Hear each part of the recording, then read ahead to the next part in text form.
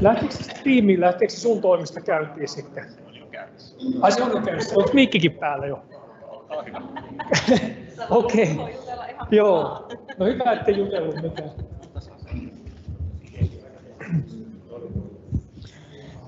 Vähän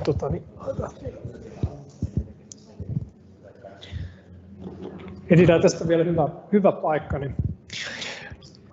No niin, hyvää iltaa kaikille läsnäolijoille ja verkon kautta tilaisuutta seuraaville.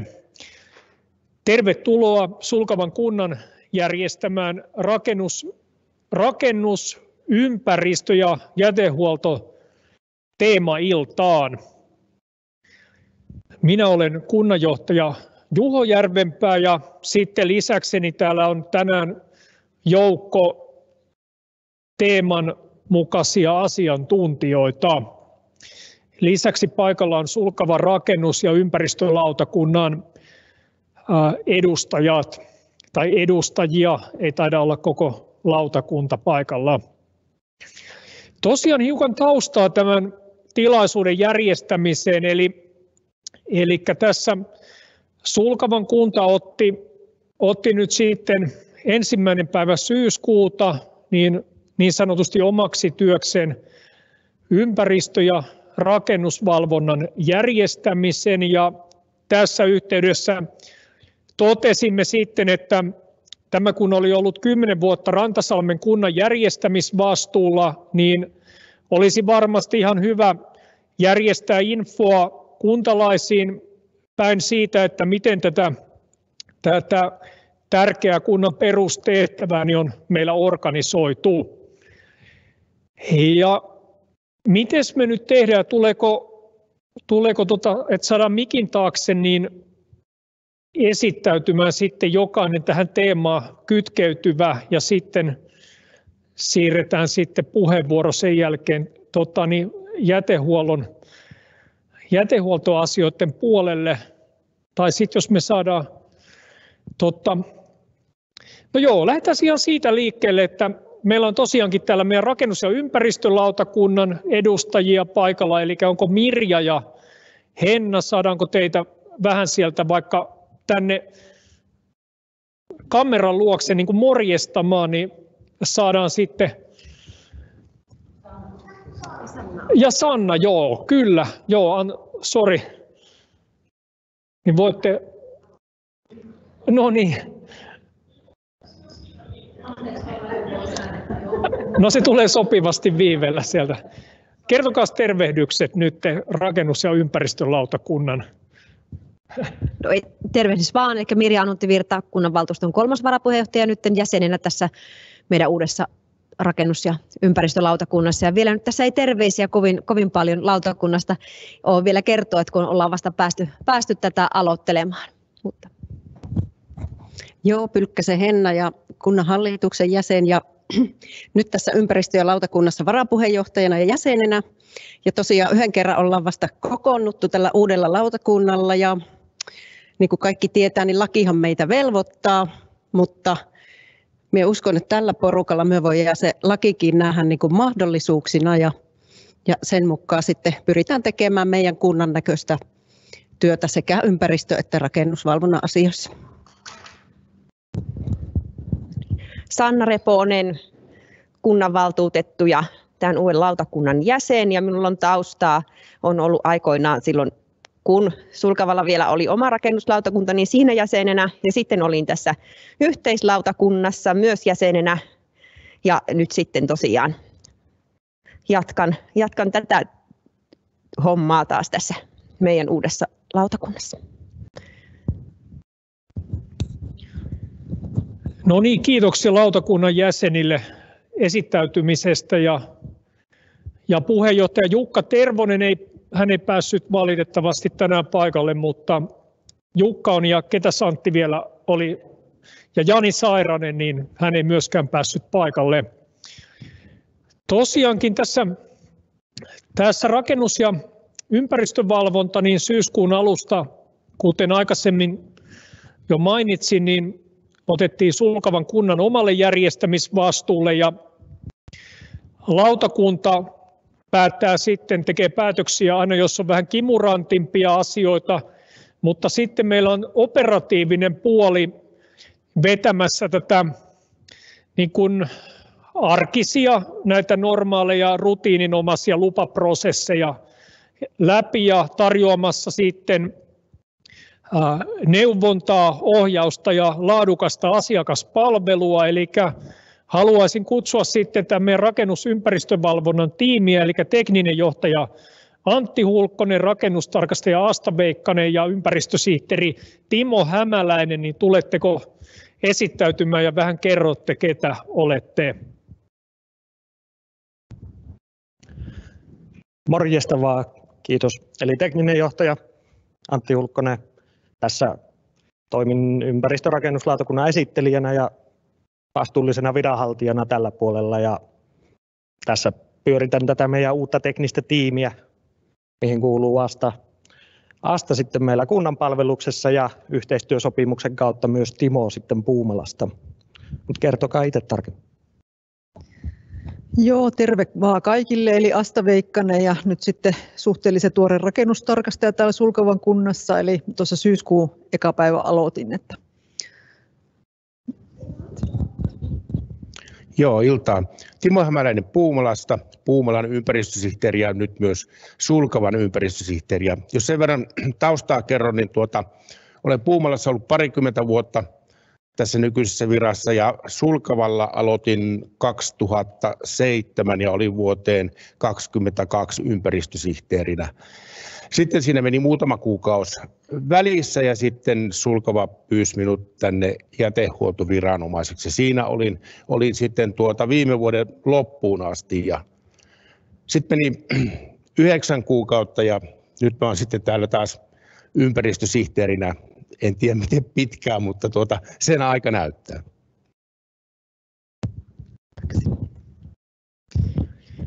No niin, kiitoksia. Älkääs karatko vielä mihinkään. Nyt voitaisiin tässä kohti hiukan pysäyttää ja kysyä ihan, onko jotain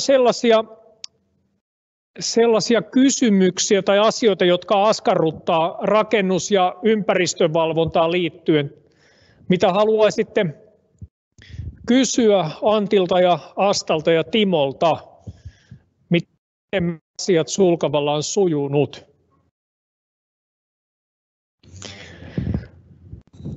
Sen verran vielä tarkista, verkon kautta ei tainnut olla kysymysmahdollisuutta osoitettuna. On. Ei ole kysytty vielä. Kirjoitelkaa verkon kautta kysymyksiä sitten, niin vastaillaan niihin tästä sitten tilaisuuden aikana.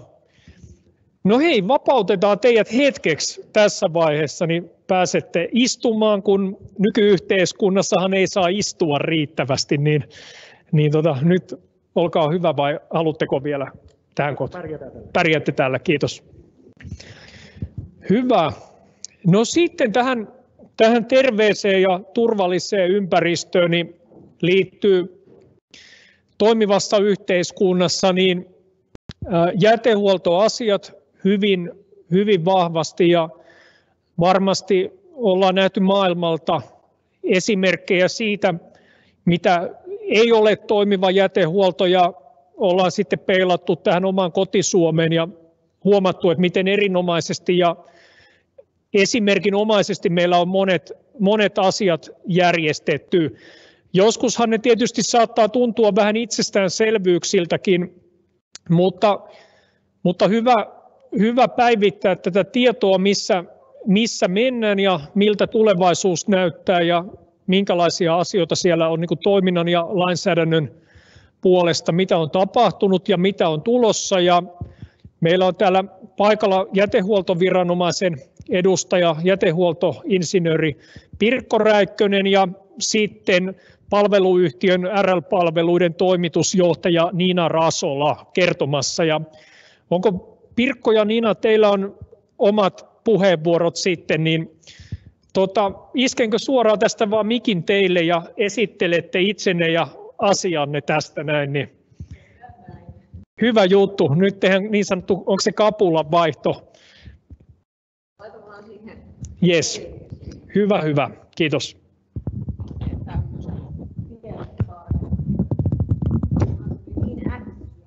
Aha, okei. Oliko tämä, jääkö mulla kertomatta jotain asioita? Okei, hyvä.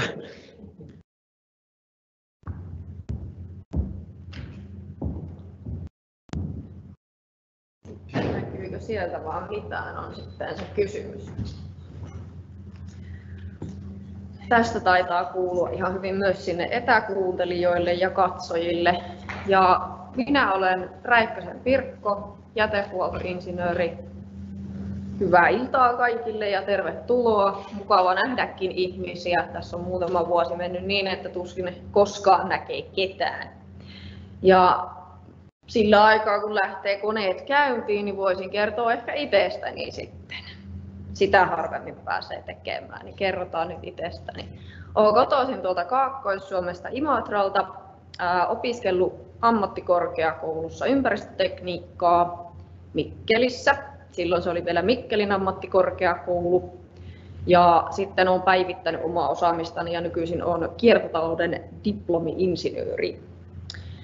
Ja olen ollut tässä virassa vuodesta 2018. Silloin tuolla Savonlinnan alueellisessa jätelautakunnassa päädyttiin perustamaan virka, eli viranhaltija hoitamaan niitä jokapäiväisiä asioita.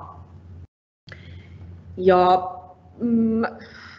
nyt sitten vähän tarkemmin palaan tuohon tulevaan, että mitä täällä Sulkavalta sitten kuuluu, koska silloin kun minä aloitin Savonlinnan kaupungin organisaatiossa alueellisen toimielimen viranhaltijana, niin Sulkava ei silloin ollut mukana.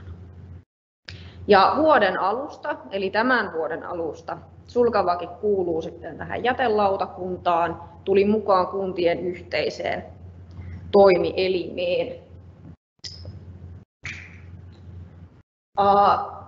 Tässä on tosi paljon lakitekstiä, mihin mä viittaan, ja tosi paljon määräystekstiä. Tökkikää vieruskaveria, jos se alkaa nuokkumaan paljon. Yritän pitää lyhyenä. Ja mistä sitten tämmöinen yhteinen toimielin oikeastaan edes tulee? No se tulee laista, erityislaista. Ja Sulkavan kuntahan on ollut aikanaan perustamassa Savonlinnan seudun jätehuolto Oy:tä. Ja sitä kautta sitten, kun nämä osakkeet palaututaan sitten kunnan omistukseen tässä ilmeisesti vuosi 2 sitten, niin tuli tämmöinen vaatimus, että ollaan mukana tässä yhteisessä toimielimessä. Toisaalta lakisääteinen pakko, mutta yritän tehdä siitä kaikille mahdollisimman miellyttävää tästä yhteistyöstä. Eli tässä on hyvässä yhteishengessä lähdetty niitä sitten tekemään. Ja sitä myöten ehkä tämäkin muutos tuli, että aikaisemminhan näitä käytännön asioita hoiti nimenomaan Timo Hämäläinen siellä Puumalan puolella ja sitten on tullut näitä uusia kuvioita ja nythän hän on valvovana viranomaisena, eli hän valvoo, että minä sitten tuolla käytännön asioita hoidan sitten määräysten ja lain mukaisesti. Samoin hän valvoo myös, että tekin jätehuollon järjestätte tämmöisen määräysten mukaisesti. Ja lähdetään vähän eteenpäin. Mitähän me on sitten tehty tässä vuoden vaihteen jälkeen, niin me on käytännössä seurattu sitä jätehuollon toteutumista. Aiemmat tiedot ei ole pahemmin meille siirtyneet, eli meiltä sitten sieltä vuoden alusta tulleet kuljetustiedot, niin niiden perusteella on vähän seurattu, että minkälaista täällä on. Ja on tutustuttu sitten näihin Sulkavan jätehuollon käytänteisiin ja määräyksiinkin. Ja määräyksethän on tällä hetkellä samat, mitkä on tullut voimaan vuonna 2003. Ja sen jälkeen on tullut todella paljon muutoksia lakiin, asetuksiin, ihan yleisiin käytänteisiin, että kuinka jätehuoltoa järjestetään, työturvallisuutta ja muuta. Ja uskoisin, että Nina palaa sitten näihin vähän paremmin, hänellä on tuo käytännön järjestäminen paremmin hallussa kuin minulla.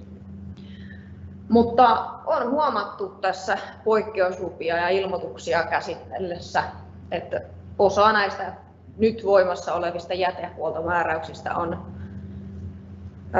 voisiko sanoa, jäänyt ajastaan jälkeen.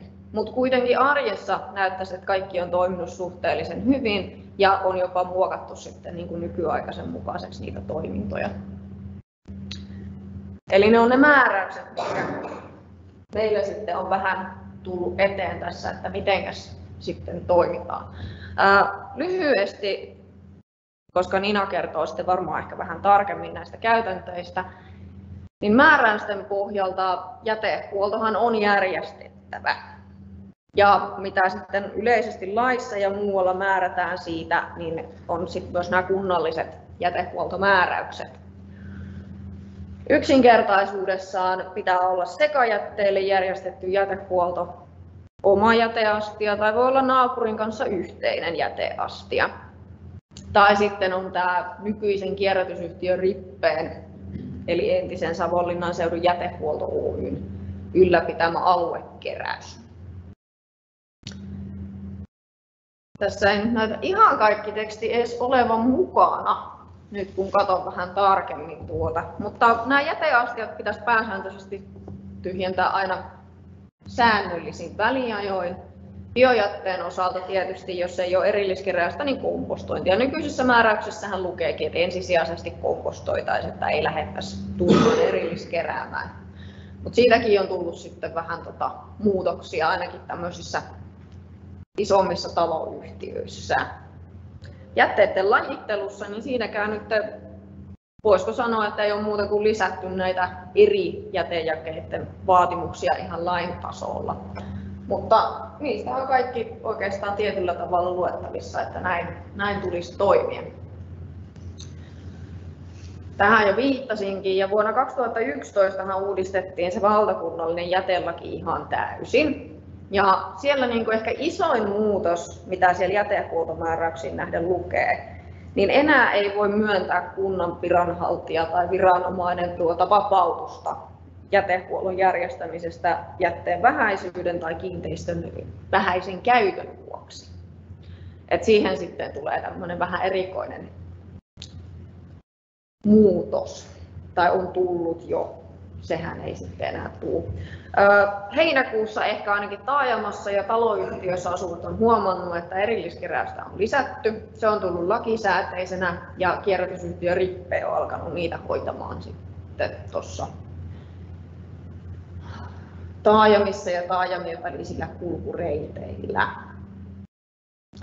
Tämä lähtee siitä, tämä mun esitys, että puhutaan omakotitaloista ja muutoin sitten niin kuin kerrostaloista, asumisesta, vapaa-ajan asunnoista.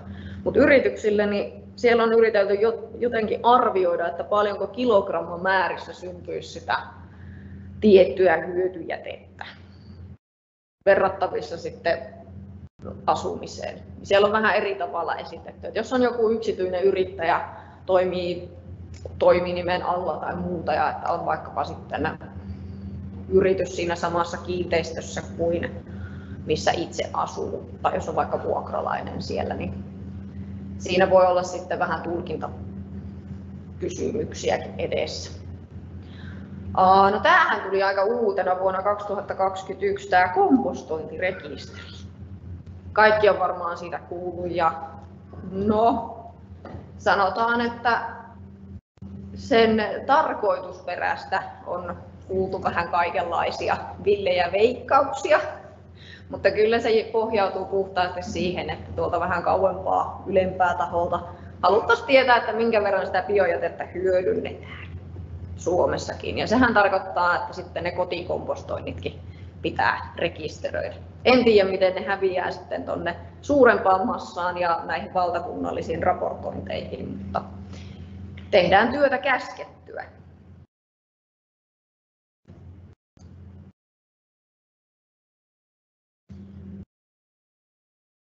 Näihinkin mä olen oikeastaan jo viitannut, että siellä nämä kuljetusjärjestelyt tulee. Ja uskoisin, että Nina osaa sitten kertoa vielä vähän paremmin, että miten tämä käytännössä hoituu, että kun sekajäte on edelleen siellä kiinteistönhaltijan ja yrityksen välisissä sopimuksessa ja sitten bio- ja pakkausjätteiden kuljetukset kulkeekin sieltä yhtiön kautta, jossa RL-palvelu toimii Sulkavalla urakoitsijana.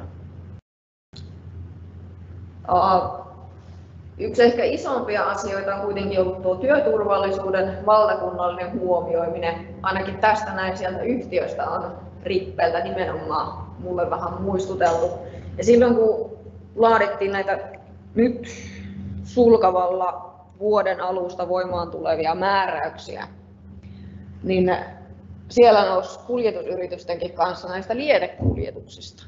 Eli jos asutaan vähän kauempana taajamasta, ei ole viemäriverkostoa, niin siellähän on yleensä jokin kiinteistökohtainen jätevesijärjestelmä, johon syntyy lietettä ja se lietekin täytyy jonnekin saada.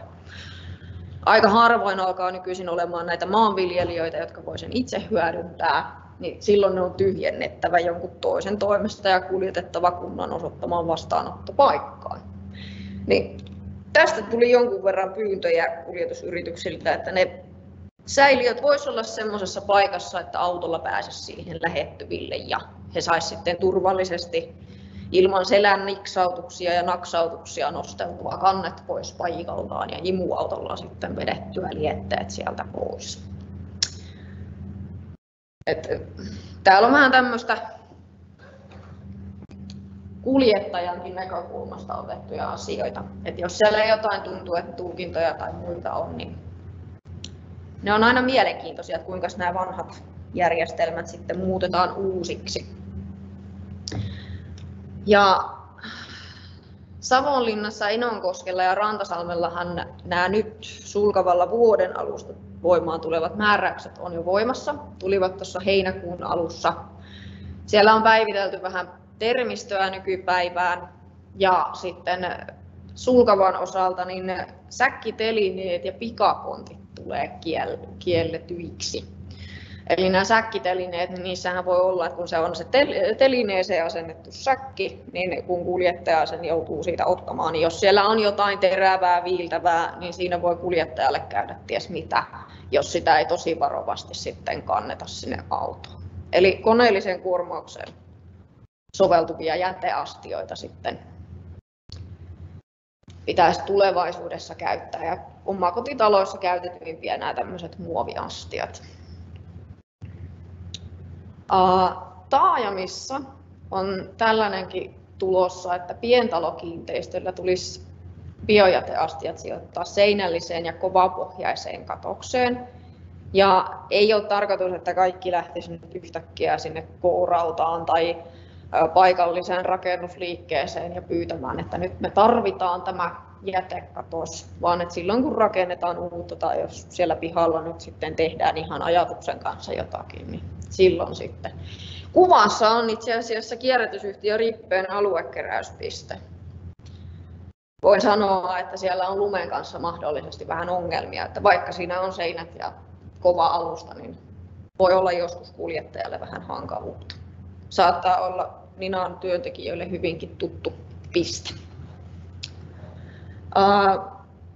Nykyisissä määräyksissä lukee Sulkavan osalta, että jäteastia tai keräyspaikka pitäisi olla lukitsematon, mutta kyllä ne saa sitten ainakin vuodenvaihteen jälkeen lukita. Ja varmaan ei ole tähän puututtukaan, jos ne on lukossa, mutta pitää sitten katsoa, että se kuljettaja pääsee tyhjentämään ne jäteastiat myös sieltä lukkojen takaa. Jätekimpat voi olla uusi termi joillekin, mutta ne on siis yhteisiä jäteastioita. Ja jos on maksimissaan se 5 naapurikiinteistöä, niin oikeastaan vaan ilmoitettaisiin sitten tästä yhteisen astian käytöstä, ettei vahingossakaan sitten osoiteta tämmöisen tiedon puutteen vuoksi aluekeräyspistemaksuja. Eli siinä on myös sekin hyvä puoli sitten, että muistaa tämän ilmoituksen. Vähän myöhemmin on sitten poikkeusluvista siinä, että jos on useampi, että tiehoitokunnilla voi olla isojakin kimppoja. Tyhjennysvälit on semmoisia, mihin meille on tullut tosi paljon yhteydenottoja ja jo hakemuksiakin, että tarvittaisiin tuo pidempi tyhjennysväli. Niin nykyisissä määräyksissähän sekajäteastioiden tyhjennysväli on taajamissa 4 viikkoa ja taajamien ulkopuolella 8 viikkoa. Poikkeusluvalla taisi olla mahdollista talveksi saada 12 viikkoa. No nyt se sitten vuoden alusta, niin joka ikinen saa astiakoosta tai asukasmäärästä riippuen, kunhan vaan astiaan mahtuu se jätemäärä sekajätteen osalta, niin 8 viikkoa. Poikkeuslupia on sitten myös vähän myöhemmin kerrottu. Biojäteastioihin tulee tämmöinen 2 viikon tyhjennysväli kesäisin ja talvisin on sitten 4 viikkoa. Tuosta kesäajan tyhjennysvälistä, niin siinä on tärkeää, että itse seuraa kiinteistönhaltijana sitten myös sitä, että tuleeko hajuhaittaa ja että ei myöskään mene sitä nestepitoista biojätettä. Kartongissa on tulevissa voimissa, tai siis voimaan tulevissa määräyksissä 4 viikkoa kesällä ja talvella 8 viikkoa. Ja jos on järjestetty sitten keräyspaperin, muovin, lasin, metallin erilliskeräysastiat omalle tontille, niin 16 viikon välein. Samoin sitten, jos järjestää jotain muutakin jätejakeen keräystä, niin 16 viikkoa. Mutta pääsääntö on se, että jäteastia on aina suljettavissa ja niissä on valmistajatkin antanut jo tietyt painorajat, että kun niitä kuormataan, niin ne ei hajoa, kun pidetään ne painorajat sitten mielessä. Sitten vähän näistä ilmoitusvelvollisuuksista. Nyt siellä määräyksissä lukee vielä, että ilmoitettaisiin kunnan ympäristönsuojeluviranomaiselle, mutta siellähän on hallintosääntöä ja muuta tullut, että tämäkin on vähän kumoutunut ja ohjataan sitten sinne tässä tapauksessa jätehuoltoviranomaiselle. Ilmoitusvelvollisuus on juurikin näistä jätekimpoista, että jos on yhteinen jäteastia. Kotikompostointi tuli lakisääteisesti, että pitää tämä ilmoittaa siitä 2 kuukauden kuluessa, kun aloittaa kompostoinnin ja 2 kuukauden kuluessa, kun lopettaa kompostoinnin. Älkää ilmoittako etukäteen, koska se teidän ilmoittama kompostori voi vaihtua lennosta, että jos ei olekaan myynnissä sitten niitä, niin ei välttämättä sitten ole just sillä tavalla ilmoitettu. Suunnitelmat voi muuttua. Jos löytyy tämmöinen, en nyt sano, että maajussi tarvitsee olla, mutta että on oma pelto ja asuu haja-asutusalueella, niin lietteiden omatoimisesta käsittelystä on myös hyvä ilmoittaa. Määräaikainen keskeyttäminen, eli jos lähtee jonnekin lomamatkalle tai on kesäkäytössä oleva mökki, mikä talveksi pistetään poikkeen, niin ilmoitettaisiin tästä jätteenkuljetuksen keskeyttämisestä. Nyt siellä määräyksissä vieläkin lukee, että jos haluaa keskeyttää, niin pitäisi poikkeusluvalla olla sit siinä. Niin 6 kuukautta me kirjataan se ylös, että okei, tämä on pois käytöstä sen aikaa. Jos menee yli, niin siitäkin sitten poikkeuslupa, mutta katsotaan vähän tarkemmin sitä kohtaa. Jos omistus tai hallintaoikeus muuttuu, niin siitä on hyvä ilmoittaa myös, ettei myöskään niin kuin pistetä tulemaan vanhoista kiinteistöistä maksuja tai ukaaseja sitten jätehuollon järjestämisestä. Ja ainakin jätehuoltoviranomaiselle tulee lainhuutotiedot päivitettynä, tuleeko meille kerran viikkoon järjestelmänä suoraan. Mutta jos ei lainhuutoa ole aloitettu, niin ei sekään tieto kyllä meillä näy. No jätetaksassa on sitten ainakin oma mainintansa, että kun on niitä rippeen asiakkuuksia, niin sinnekin kannattaa ilmoittaa. Ja monessa kohtaa voi olla, että riittää, että ilmoittaa sinne rippeelle. Ja toki sitten sekajätteen osalta niin sinne kuljetusyritykseen on myös hyvä olla yhteydessä. Mutta uskoisin, että Nina ehkä näihin saattaa viitata.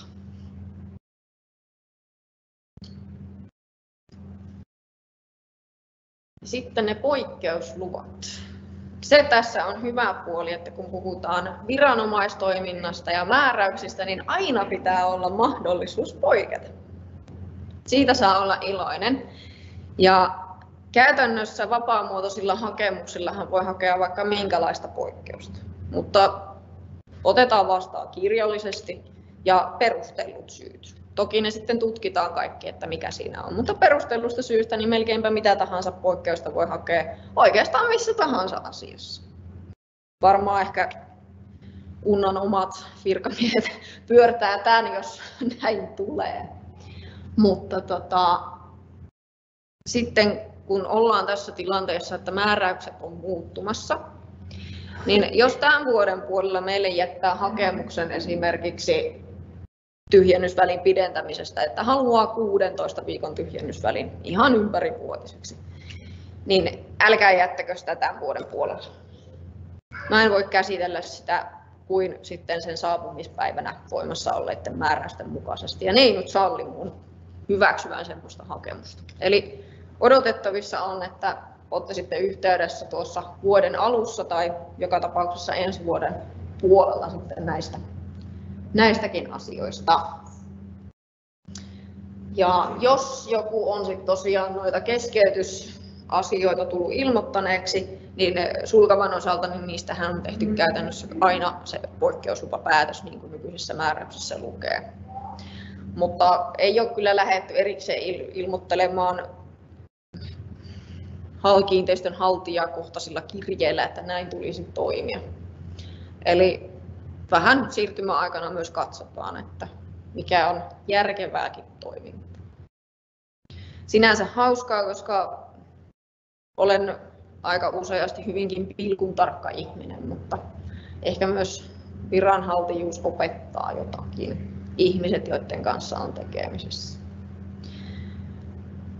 Ja jos on näitä tiehoitokuntia, jotka on järjestänyt yhteisen jätteenkeräyksen kaikille osakkailleen, niin oletettavaa on, että se tiehoitokunta tietää, ketkä sitten sitä jäteastiaa käyttää ja keille ne lähettää maksuja siitä. Niin sieltä pitäisi löytyä sitten joku henkilö, joka osaa ilmoittaa sitten nämä osakkaat, että heillekään ei kellekään lähtisi turhaan noita aluekeräysmaksuja tuolta rippeiltä. Ja tuossa näkyy nämä hakemusten osoitus, että mitä kautta laitetaan. Paperisena voi laittaa, sähköpostitse voi olla sähköpostin liitteenä. Meillä on käytössä myös tämmöinen asiointipalvelu www.asioin.fi. Sivulta pääsee sinne kirjautumaan. Se on CGI:n toimittama sähköinen palvelu, mihin kirjaudutaan toki vahvalla tunnistautumisella. Että sitten sitä kautta pystyy varmistamaan, että asioi ominensa.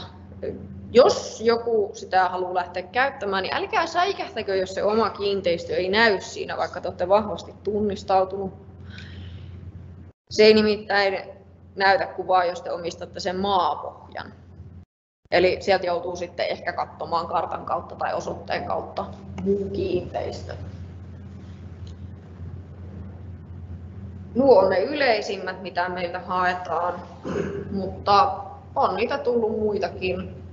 Ja silloin sitten vapaaehtoisena tai vapaamuotoisena hakemuksena. Ja mä laitan tässä tänne yhteystiedot ja kerron vielä vähän siitä, että tämä yhteistoiminta jätehuoltoviranomaisen asioissa on siis sillä yhteistyösopimuksella päätetty, että vastuukuntana on tuo Savonlinnan kaupunki, eli toimitaan siellä Savonlinnan kaupungin organisaation sisällä. Siellä on oma jätelautakunta, johon jokainen kunta itse nimeää sitten jäsenen aina valtuustokaudeksi. Sulkavalta on edustaja, hän ei ole tänään paikalla, jos oikein katsoin ihmisten kasvoja. Mutta ei kun niin, kyllä. Haluatko tulla tervehtimään ihmisiä? Pahoittelen, kasvomuistini on todella huono. Mutta näin löytyy ihmisiä aina sitten tuttuja tuntemattomienkin joukosta. Mun yhteystiedot näkyy tuossa. Ja miksi siellä on tämä ympäristöpäällikkö Matti Rautiainen? Joku voi kysyä. Matille on edelleen jätelautakunta delegoinut pari päätösasiaa. Eli jos on ollut siellä taloyhtiön hallituksessa ja on ollut vähän hankaluuksia esimerkiksi näiden bio- ja pakkausjäteastioiden järjestämiseksi sinne kiinteistölle, niin Matti hoitaa näitä lajitteluvelvollisuudesta ja jätteiden keräykseen toimittamisvaatimuksista poikkeamisia. Hirveitä sanahirviöitä, Matti ei ole ihan niin hirviä kuin sanatkaan. Mutta pääsääntöisesti, jos on jotain jätehuoltoon liittyvää viranomaisasiaa, niin minun yhteys. Täällä on myös tämä jätelautakunnan yleinen sähköpostiosoite, niin silloin jos en ole paikalla, niin sinne kannattaa jättää. Siellä on myös muun muassa meidän jätelautakunnan sihteerille oikeudet lukea sitä sähköpostia ja näin, että se ei ole sit pelkästään minun takana. Ja tuolla nyt ei näy sen tarkemmin tuo jätehuoltoviranomaisen ylläpitämät verkkosivut, mutta ne löytyy sieltä Savonlinnan kaupungin nettisivulta savonlinna.fi, asuminen ja ympäristö, jätehuolto. Niin sieltä löytyy tietoa ihan yleisesti, että kuinka tehdään ja yritän ylläpitää niitä sitten, että ne olisi ajantasaiset. Sieltä löytyy muun muassa perusaluekeräysmaksujen summat ja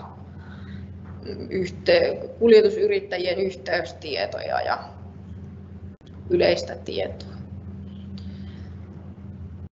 Näillä puheilla niin en tiedä mitä sanoisin enempää, mutta jos kysymyksiä on, niitä voi ymmärtääkseni esittää tässä kohtaa tai sitten vaikka vähän myöhemmin. Voin vastata kysymyksiä sitten myös verkon kautta tulleisiin, jos niitä ei vielä kirjoittaa, niin Ninan esityksenkin jälkeen. Mutta Ninalla on kysymys. Minulla on kysymys. Kiitos Pirkko. Laitatko sen kalvonista tyhjennysväleistä vielä siihen? Haluatko tulla tänne kommentoimaan? En kysy ihan sitä, että miten vapaa-ajan kiinteistöt, eli kun tässä puhutaan nyt ympärivuotisesta sekajäteastioiden tyhjentämisestä, niin miten vapaa-ajan kiinteistöt, joissa on vain kesäaikana asutusta? Tämä on hyvä. Lähtökohtahan olisi se, että nämä tyhjennysvälit olisi sielläkin samat. Ja tarkistin tämän itse asiassa tässä ihan äskettäin uusista määräyksistä, niin siellä oli vähän tarkemmin. Ja nyt hieman joudun ehkä poistumaan ja vilkaisemaan ja tarkistamaan sitten tuon asian. Siinä oli minun mielestä kesäkaudella näillä tyhjennysväleillä tulee tyhjentää. Eli se tarkoittaisi kesäkausi toukokuun alusta lokakuun loppuun 8 viikon välein. Muutoinhan siihen tarvitsisi sitten sen poikkeuksen. Mutta siltikin niin on hyvä ilmoittaa siitä keskeytyksestä vähintään kerran. Eli talvikaudella ei tyhjennyksiä, niin keskeytyksestä olisi hyvä ilmoittaa kerran. Kyllä. Vähintäänkin, että jos tietää, että se on oikeasti vain kesäkäytössä ja ei koskaan tule olemaankaan muussa käytössä, eikä se edes sovellu talviaikaiseen käyttöön. Että meillähän ei ole tietoa kuin sieltä virallisen rakennusvalvonnan, kiertääkö hän nyt maanmittauslaitoksen vai DVV:n eli Digi- ja väestöviraston kautta, niin ne sinne ilmoitetut rakennustiedot, että mikä on rakennuksen käyttöluokka ja muu. Että jos siellä lukee osa-aikaiseen käyttöön soveltuva rakennus, niin se on meillekin aika selvä, että no okei, ei sitä ole varmaan niin kuin hyväksyttykään ympärivuotiseen käyttöön sopivaksi. Mutta jos siellä lukee, että se soveltuu ympärivuotiseen käyttöön, niin silloinhan me ollaan vähän tälleen, että mä en tiedä tarkemmin, että tämä on se virallinen tieto. Niin sen puolesta on hyvä sitten ilmoittaa. Tavallaan tosi paljon vapaita asuntoja ja on aika paljon näitä kesäkäytöksiä, niin varmaan toivoisi, että lait on hyvin selvät, ettei yleistä tarvitse maksaa tyhjän olleen lisäpisteitä. Tässä on nyt päättäjillekin terveisiä laitetta. Kyllä, ja mä voin tarkistaa tuossa Ninan esityksen aikana, mikä se tarkka kirjaus oli siellä jätehuoltomääräyksissä, jotka tulee voimaan tammikuun 1. päivä.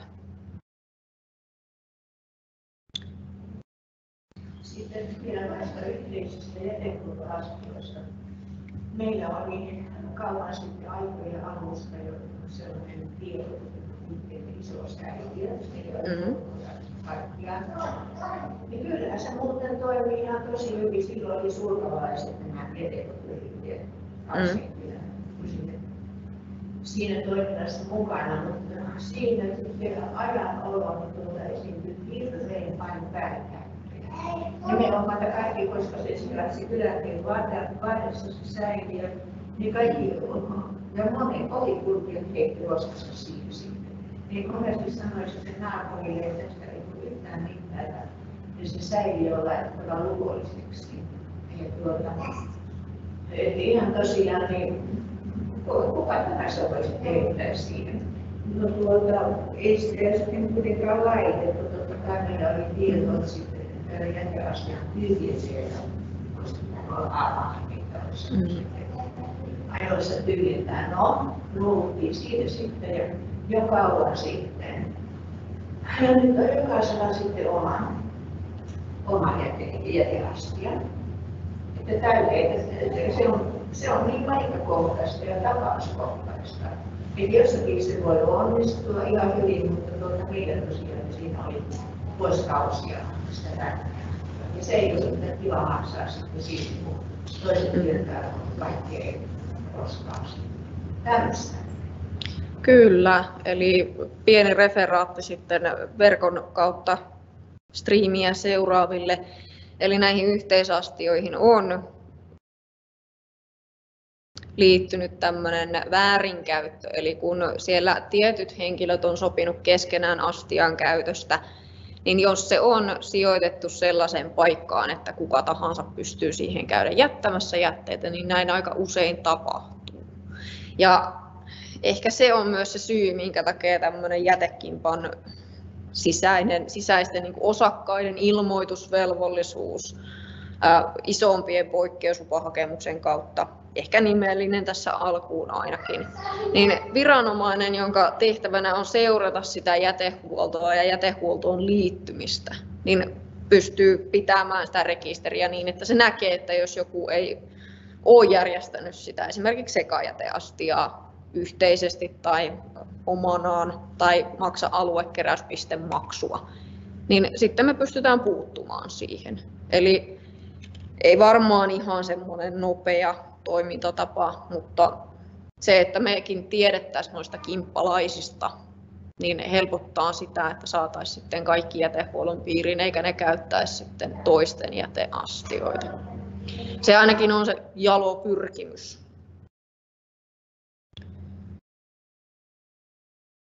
Mutta harmillista, että siitä joutuu lopettamaan, että siinä on omat hyötynsä kuitenkin. Muuten koskiin tiedä, että voi lopettaa mistä tahansa kotoisin. Kyllä. Suomia ei niitä, sitä voi millään sitten selvittää eikä näyttää. Tietysti osa voi olla jostain lähistössä tai kesämyyntiläisiä tai tällä. Ei kaikki suinkaan.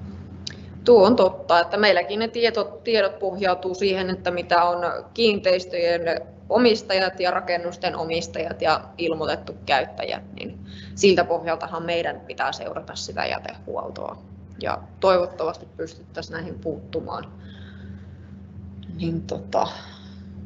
Ja tässä vaiheessa on kyllä hyvä, että jos niin huomaa tämmöistä, että on selvästi epäiltävissä yhteisen tai omankin jäteastian, että joku käy sinne heittämässä luvattomasti jätteitä, niin sehän on valvontakin asia, eli silloin se menisi sinne ympäristö- ja rakennuslautakunnan puolelle. Ehkä Timo saa niistä sitten tulevaisuudessa ne yhteydenotot, että jos minulle ilmoittelette, niin voi olla, että on sitten Timoon yhteydessä itse. Että sitä kauttahan nämä viranomaiset toimii myös, että voi olla yhteydessä. Ja on niitä tullut tämmöisiä yhteydenottoja. Ei Sulkavalta, mutta ehkä näistä muista kunnista. Mutta jos ei ole lisää kysymyksiä tässä vaiheessa, niin kumpiko sieltä tulee suoraan? Haluuko Juho sanoa tässä välissä jotakin? Eli tässä sitten pikkuhiljaa Nina laittaa tuosta oman esityksensä. Vetäiset vaan pois sen siitä. Niin sitten hän pääsee, voisiko sanoa, roustattavaksi. Eli hän kertoo sitä käytännöstä ja minä tiedän vähän paremmin näistä määräyksistä. Voisitteko puhua vähän puheenjohtaja Häviillä tänne äänet? Ei kuulu häiritsevästi tänne. Kyllä. Hyvä, että sanoitte. Sitä kun itse puhuu, niin kuulee kyllä oman äänensä, mutta ei tiedä mitä muut kuulevat. Ota sinä, Nina, tästä oppia. Lähteeköhän se? Hei, se toimii. Yes. Kiitos. Minä yritän sitten puhua vähän niin kuin äänekkäämmin, että kaikki kuulee. Kerro. Sen verran mä kerron tähän väliin, ettei kukaan karkaa etuajassa, ei sillä Niina, että tämä on erittäin mielenkiintoinen setti. Kiitos etukäteen, mutta tilaisuuden loppuun asti kestäville niin on tarjolla sitten kahvia tuolla, niin älkää lähtekö mihinkään. Hyvä, Yes. Kiitos. Tämä oli hyvä. Nyt jaksamme loppuun asti, kun on vielä kahvit tarjolla. Eli olen Rasalan Niina, RL-palveluiden yrittäjä ja toimitusjohtaja. Olen myös Etelä-Savon yrittäjien puheenjohtaja ja maakuntahallituksen ensimmäinen varapuheenjohtaja. Jos on terveisiä, niin voin viedä moneen eri suuntaan. Meidän markkinointi-ihminen oli aika vauhissaan. Mulla on ihan hirveä pitkä kalvosetti, mutta minä pompin näitä nyt tässä vähän eteenpäin, niin katsellaan mitä löytyy. Mehän on toimittu vuodesta 2016, eli 7 vuotta jo Sulkavalla. Ja meidän ajatuksen taustalla on se, että me haluamme toimia erityisesti puhtaan ja terveen Etelä-Savon puolesta. Eli meille ympäristöasiat on sydämen asia ja teemme kaikkemme, että meidän toiminta on mahdollisimman vähäpäästöistä, joustavaa ja sujuvaa. Lisäksi me ajatellaan niin, että me halutaan tuoda iloa meidän asiakkaiden arkeen, kuten myös hyvinvointia. Ja sitähän se puhtaus ja jätehuolto myös teettää. Meitä on semmoinen 40 henkeä yhtiössä tällä hetkellä töissä. Me toimitaan koko Etelä-Savon alueella, ihan pohjoista Savonlinnaa ja Enonkoskea lukuun ottamatta. Eli meillä on Pertunmaalla, Mäntyharjussa, Hirvesalmella, Mikkelissä, Puumalassa, Sulkavalla ja Rantasalmella ja Savonlinnassa toimintaa. Me ollaan siinä mielessä tämmöinen maakunnallinen toimija, että toimitaan lähes kaikkialla maakunnassa. Yhtiö on perustettu vuonna 1973, eli meillä on tänä vuonna 50 vuotta tarinaa taustalla, ja voin sanoa, että aika paksun kirjan voisi kirjoittaa siitä, että minkälaista se jätehuolto on ja miten siihen suhtaudutaan, ja onko se iloista touhua vai onko se niin, että meillekin tulee vähän paskaa niskaa silloin, kun asiakas meille soittaa. Mutta ei siinä sen kummallisempaa. Minä ja sisareni omistetaan yhtiö, eli me ollaan isältä peritty tämä firma, että ihan perheyritys ollaan ja itsekin tehdään ihan hirveästi hommia. Me ollaan panostettu aina tosi paljon meidän henkilökuntaa, koska meidän henkilökunta tekee sen työn ja ne tekee myös sen meidän kasvun ja tuloksen. Ja kuten sanoin, niin meitä on 2 omistajayrittäjää töissä. Mun sisko hoitaa siivouspuolen asioita, minä olen enemmän tässä jätteessä. Meillä oli kesällä 24 kuljettajaa, nyt vahvuus on 20 ja 7 hallinnon työntekijää ja taitaa olla vähän reilu 10 siivoojaa töissä, että siitä meidän henkilöstö muodostuu. Meillä on tosi laaja asiakaskunta täällä jätepuolella, eli me palvellaan kuluttajia. Sitten me tehdään näitä kuntaurakoita, eli me toimitaan Savonlinnan seudun jätehuollolle eli Rippeille urakoitsijana. Täällä Sulkavalla ja Rantasalmella nyt 1.7. alkaa ja biojätteen ja pakkausten osalta. Sitten me tehdään Mäntyharjussa kuntaurakkaa ja meillä on myös Mikkelissä kuntaurakkaa. Yksi työtapaturma sattui, että meillä oli tuossa jokunen vuosi myös tuolla Joensuussa auto, mutta se onneksi kotiutui sieltä tämän vuoden huhtikuun alussa, että ei olla enää siellä. Ja yrityspuolellahan me palvellaan sitten tosi laajasti ihan kaikkia asiakkaita. Että kuluttajien osalta meidän toiminta on nyt rajoittunut, koska yhtiöt hoitavat nyt tietyn osuuden kuluttajien eli kotitalouksien jätteestä, mutta yritysten kanssa me tehdään sitten ihan tosi laajaa kirjoa töitä. No mitä me luvataan? Inspiraationa vastuullinen huominen, otamme roskan vakavasti, todella vakavasti, hieman pilkettä silmäkulmassa. Elä sinä me huolehdimme, naapurisikin tilaa meiltä, usko tai älä, ja tulemme kuin tilauksesta.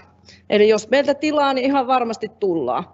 Ja se, että me hoidetaan ne likaiset työt teidän puolesta. Nämä on meidän tämmöisiä arkisia asioita.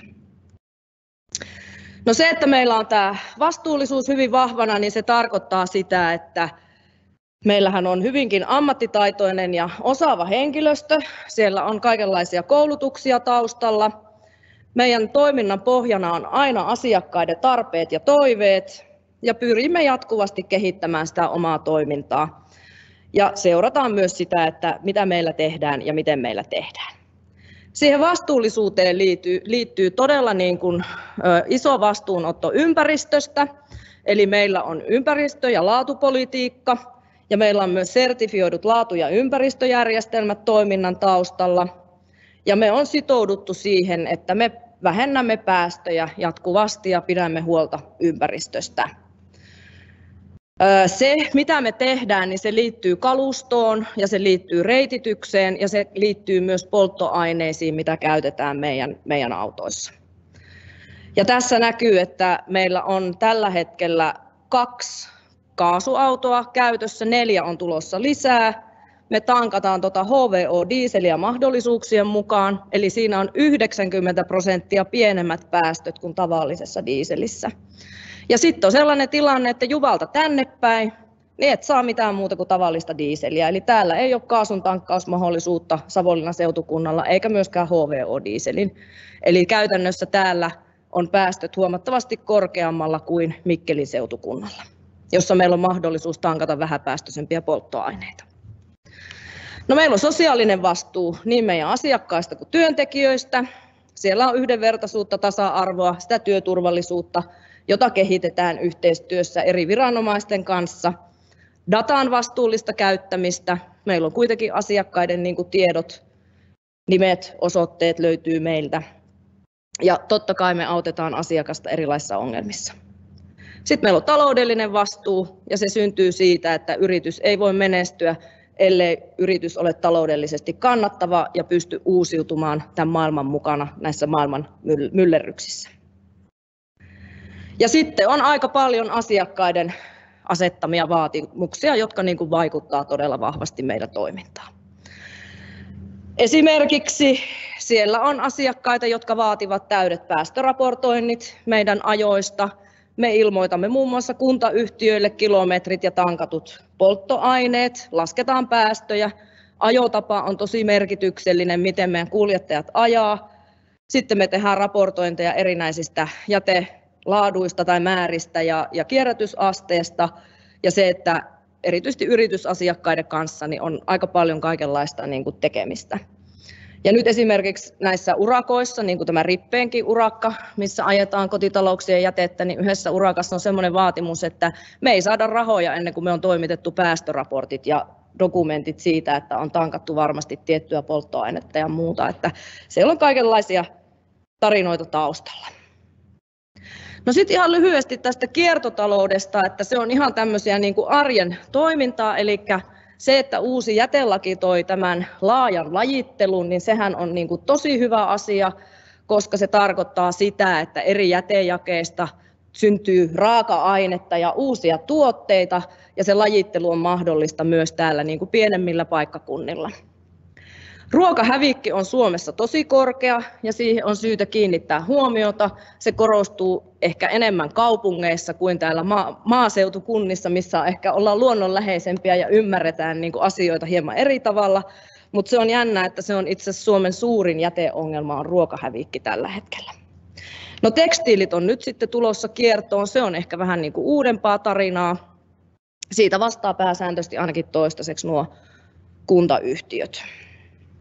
No se, että kun ajatellaan, että huolletaan tai vähän remontoidaan, niin aina sitten vähän vähemmän syntyy purkujätettä. Sekin on tämmöinen arjen kiertotalouden teko.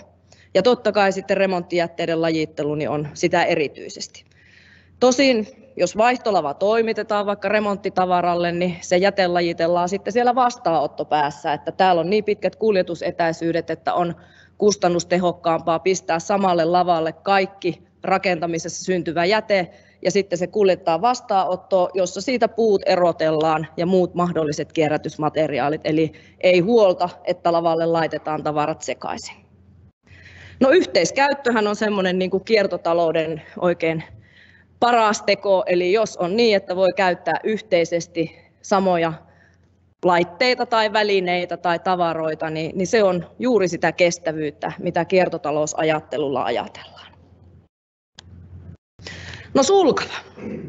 Me ajellaan täällä edelleen kuluttajien sekajätteitä ja sitten Rippeen urakka-ajossa se auto hoitaa ne biojätteet ja pakkaukset. Yrityksille meillä on täyden palvelun tarjonta täällä Sulkavalla, kuten myös Rantasalmella. Ja sitten meillä on ne likakaivojen tyhjennykset, eli umpi- ja sakokaivojen tyhjennykset. Eli kotitalouksien lietteitä saamme edelleen ajaa ja tyhjentää. Ja sitten on vaihtolavapalvelut tarpeen mukaan. No, muutama pikainen kysymys. Tarua vai totta? Eri jätejakeita kerätään samalla autolla. Nopeita vastauksia.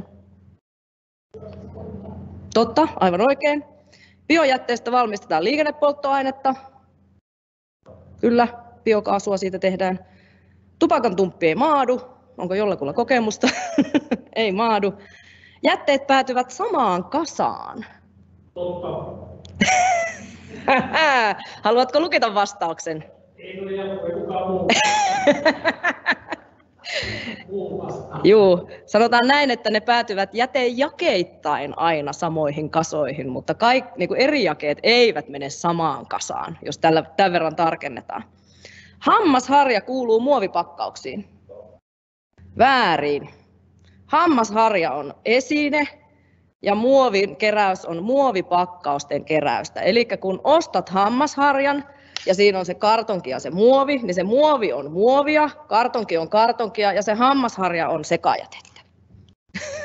Eli muoviesineet eivät ole muovipakkauksia. Tämmöinen pikainen lajittelun kertaus.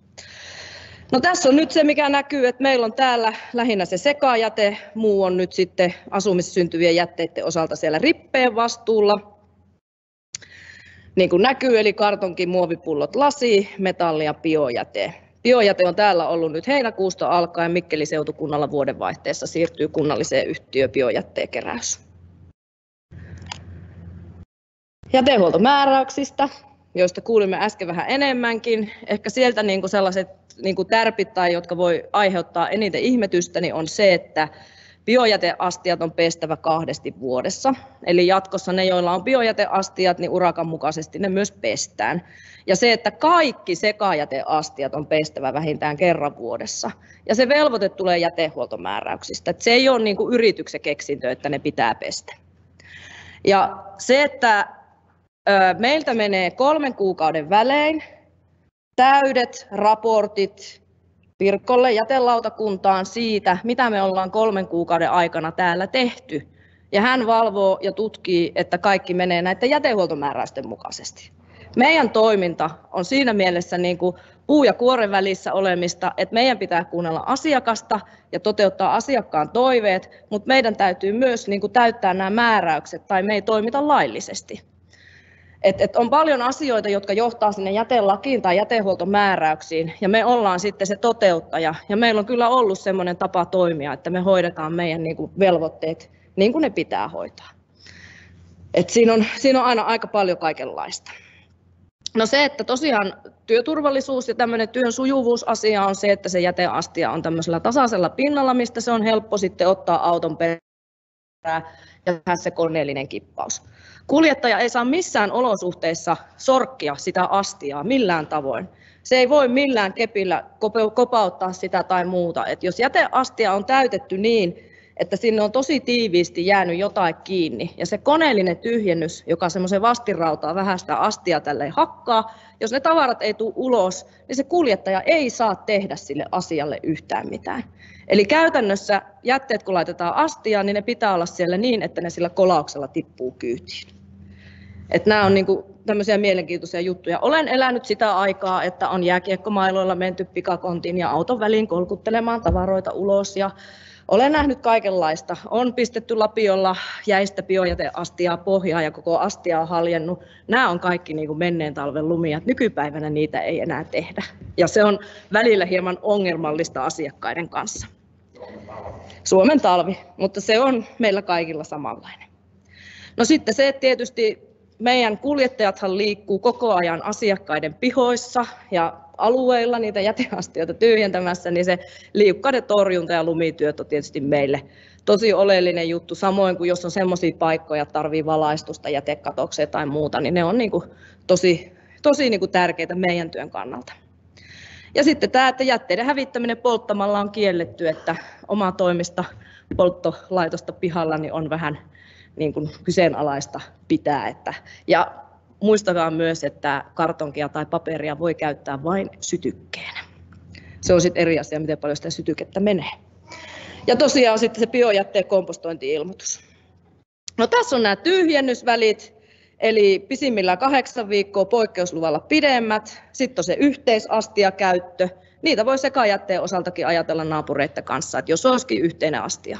Kulut voidaan jakaa joko tasaan tai henkilöluvun suhteessa. Jokainen saa oman laskun. Ei tarvitse olla kenenkään semmoinen niin kuin kassa, että lasku hoituu meiltä. No sitten on näitä jätehuollon perusmaksuja tai muita, niin ne tulee sitten aina erikseen ja ne ei taas niin kuin liity meidän toimintaan millään lailla. Et siinä on nyt sitten jatkossa ilmeisesti Rippe hoitaa sen, koska tämä oli hauska, kun Sulkavan palvelut lähetti perusmaksut. Niin sitten meille soitettiin, että kun te olette RL-palvelut, että mikäs tämä tämmöinen on, että minä olen laskuni maksanut, niin mä joo, se ei ole meiltä tullut lasku, että se on kunnan lasku, että niin kuin katsotaan äkkiseltään mitä siinä lukee. Niin saattaa mennä sekaisin, mutta nyt se on Rippeeltä. Ja sitten on tästä keskeytyksestä, että keskeytys myönnetään ja pitää keskeytysilmoitus tehdä. No likakaivojen tyhjennyksistä sitten sen verran, että siellä on tämä siirtoasiakirjavaatimus, eli periaatteessa myös Sulkavan puhdistuslaitoksen pitäisi tarkistaa, että jokainen jätteentuottaja tekee siirtoasiakirjan tuomastaan jätteestä, koska ei saa ottaa. Ja sitten pitäisi myöskin tarkastaa, että kyseinen toimija on merkitty jäterekisteriin laillisesti kuljettamaan kyseistä jätettä. Se on myös vastaanottajan niin kuin velvollisuus. Ja sanotaan näin, että kyllähän se jätevesijärjestelmät on hyvinkin erilaisia, ne on hyvin eri aikakausina rakennettu ja ne toimii eri tavoin ja tietysti käyttö on myös osalla niin kuin kausiluontoista ja osalla säännöllistä, mutta sanotaan, että ehkä semmoinen kerran vuodessa kuitenkin jonkin asteinen tyhjennys niin takaa sen, että se järjestelmä toimii. Ja mietin vielä, oliko noista kaivoista nyt mitään, ei ollut nyt vissiin mitään sen ihmeellisempää. Et meillähän täällä niin tuo Jarmo on hoitanut pitkälti kaivoja tyhjennyksiä ja nyt sitten Sakuville Rantasalmelta tekee niitä myös osittain. Ja joskus sattumanvaraisia tuurauksia on hoidettu Mikkelistä käsiin. Et tekijäthän on tästä niin kuin lähialueelta koko ajan. No mihin ne jätteet päätyy? Yhdyskuntajäte menee polttoon. Käsittääkseni Rippeltä Riikin voimalle pääsääntöisesti. Biojäte menee ainakin vielä toistaiseksi kompostointiin, mutta olen ymmärtänyt, että ensi vuoden alusta niin Rippeen biojätteet tulee Mikkeliin biosairaalaan ja niistä tulee sitten sitä polttoainetta. Keräyskartonki päätyy tuottajien vastaanoton kautta tehtaalle uusioraaka-aineeksi, samoin keräyspaperi. Lasi menee tuottajien kautta eteenpäin. Sitä murskataan, käytetään uusiomateriaalina, mutta voidaan käyttää myös maan rakentamisessa tietyin osin. Metalli menee tuottajien kautta uusioraaka-aineeksi, samoin kuin muovipakkaukset. Pääsääntöisesti ymmärrykseni mukaan Suomessa kerätyt muovipakkaukset päätyy Fortumin Riihimäen laitokselle edelleen. Pieniä poikkeuksia lukuun ottamatta. Ymmärsin, että yksi tuottajayhteisö on tehnyt ruotsalaisten kanssa sopimuksen nyt sitten muovin niin kuin jatkokäsittelystä, että ensi vuoden aikana osa muovista lähtee kai Ruotsiin. Ja lietteet menee puhdistamolle, Sulkavalle ja Rantasalmelle ja näin poispäin. Ja rakennusjäte sitten vastaanottoon ja lajitellaan hyötykäyttöön. Ja sitten jos sieltä jää sellaista rejektiä, niin se on sitten ainut, mitä ei pystytä hyödyntämään. No mistä meidän kustannukset syntyy? Autoista, polttoaineista, työntekijästä, hallinnosta ja ehkä 100 kertaa järjestelmistä. Tämä on aika IT-painotteista tämä meidänkin työ, ainakin siellä hallinnon päässä. Autoissahan on myös tietokoneet, kaikki tehtävät kuitataan. Siellä niin kuin kuittauksesta jää koordinaatit ja kellon aika. Eli kun auto käy ja tyhjentää jäteastia, niin me pystymme jäljittämään sen niin kuin ihan minuutin tarkkuudella, että missä se tyhjennys on tehty. Tällä hetkellä tuommoinen jätepakkaaja-auto kaasualustalla maksaa arvonlisäveroineen 357 000 euroa. Että semmoinen on niinku se autohankintahinta tällä hetkellä. No sitten yhteiskunta asettaa velvoitteet ja kuten sanoin, niin toimimme vastuullisesti ja se tarkoittaa sitä, että meidän yritys maksaa iloisesti kaikki verot. Verokohtelu on Suomessa kaikille samanlainen, niistä ei kannata valittaa. Me maksamme myöskin kaikki meidän työntekijöihin liittyvät maksut ja vähän vielä päällekin. Siellä on vapaaehtoista vakuuttamista. Me hoidamme päästölaskennan. Meillä on Scope 1, Scope 2 laskettu ja Scope 3 tietyin osin lasketaan ja tullaan hakemaan nyt sertifiointi myös meidän päästötasolle. Ja sitten on kaiken maailman virallisia rekisteriä ja viranomaisia, joiden kanssa teemme tiivistä yhteistyötä ja välitämme tietoja, joita meiltä pyydetään, mutta välitämme vain ja ainoastaan ne tiedot, joita laki vaatii. Ja siinäpä se. Siinä oli RL-palvelut pähkinänkuoressa. Olisiko teillä kysyttävää? Olkaa hyvät.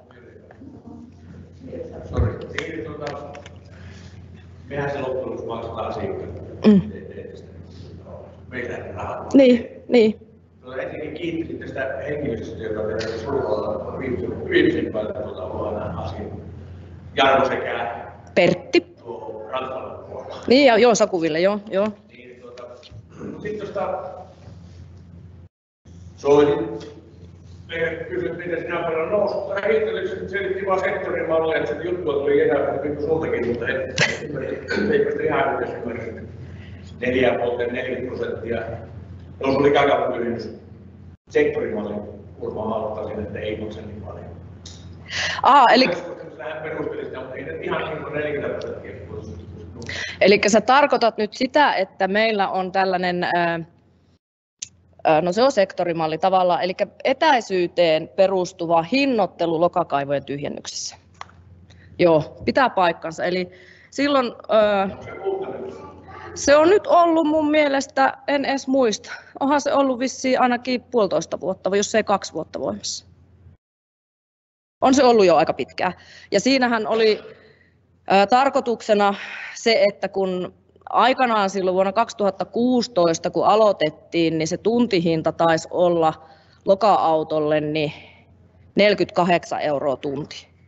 Se kuljettaja maksaa mulle 35 € tunti.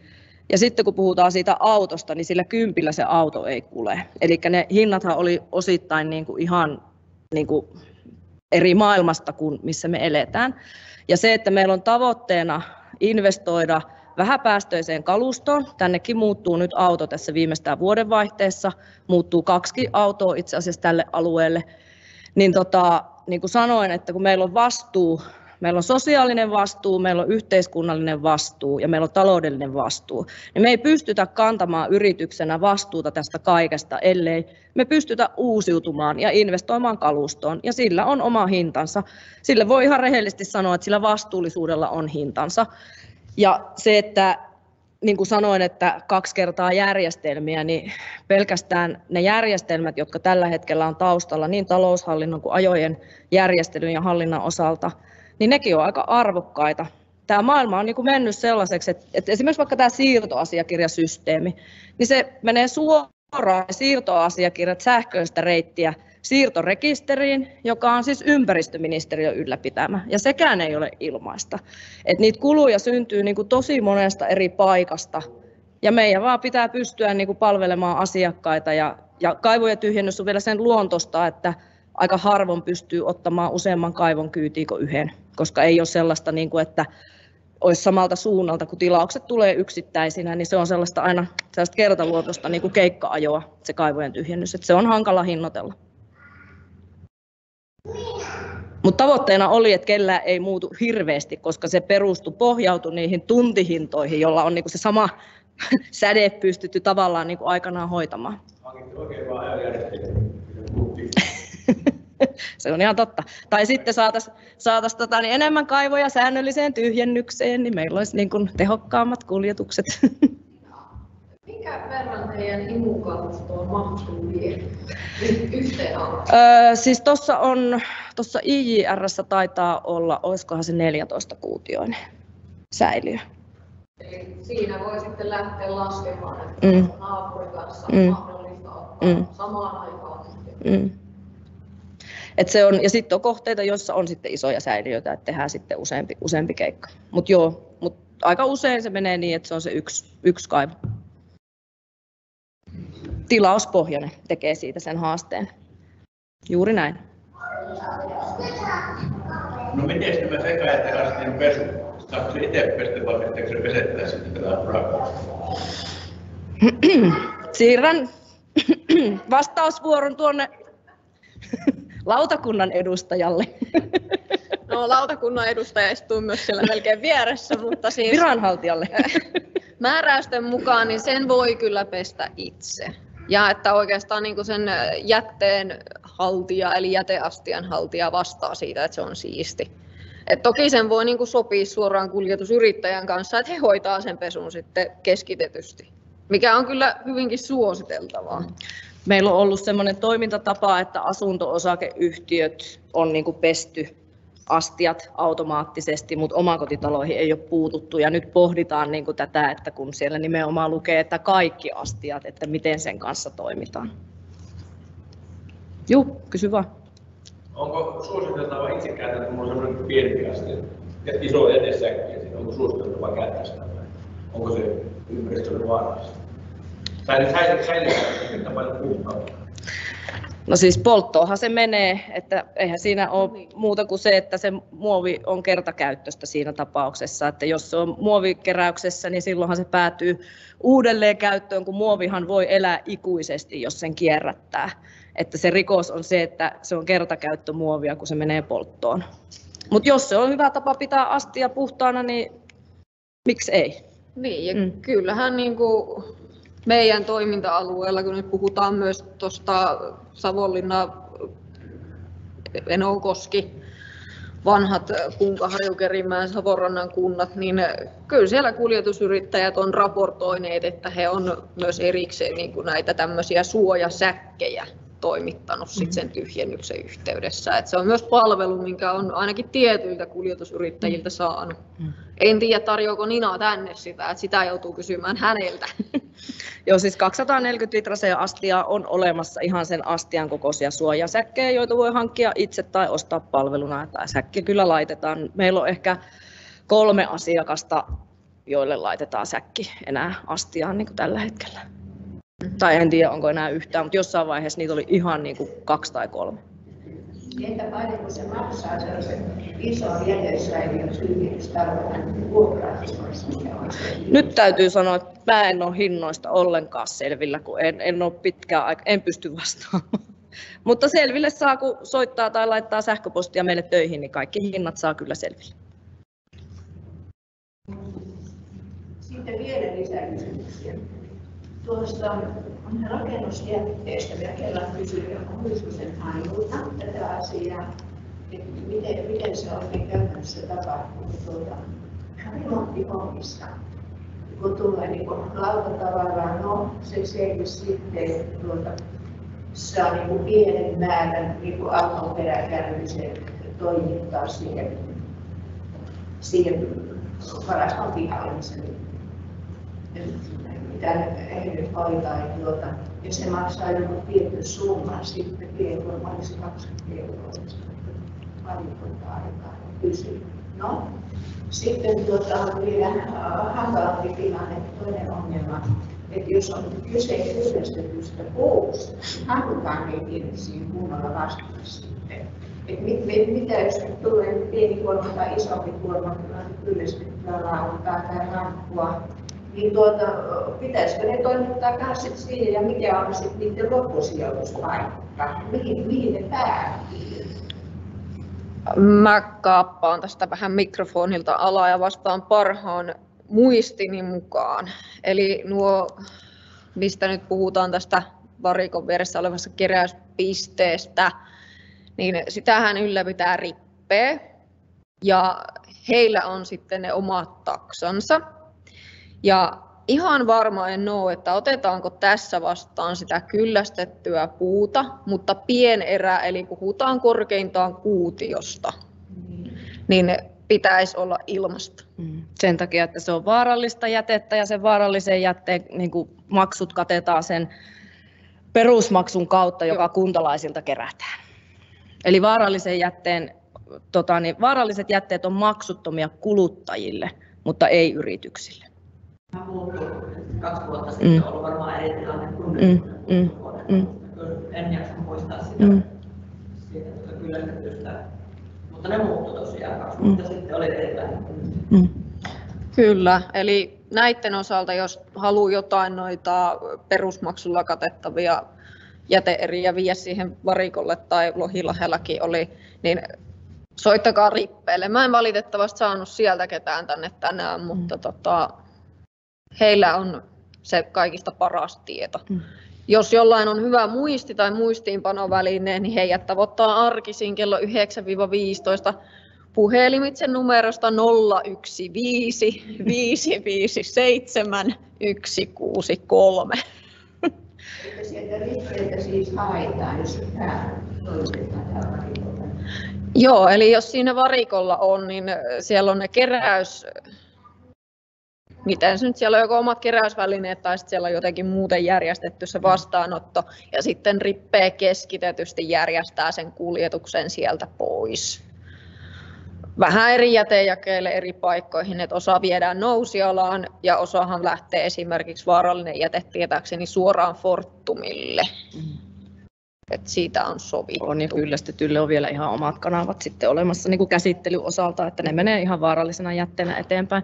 Tämä on vähän tämmöinen kolmen kimppa, että on tämä lautakunta, viranhaltija ja sitten on tällainen renki, joka hoitelee näitä asioita ja sitten on se Rippee, joka määrää tahdin.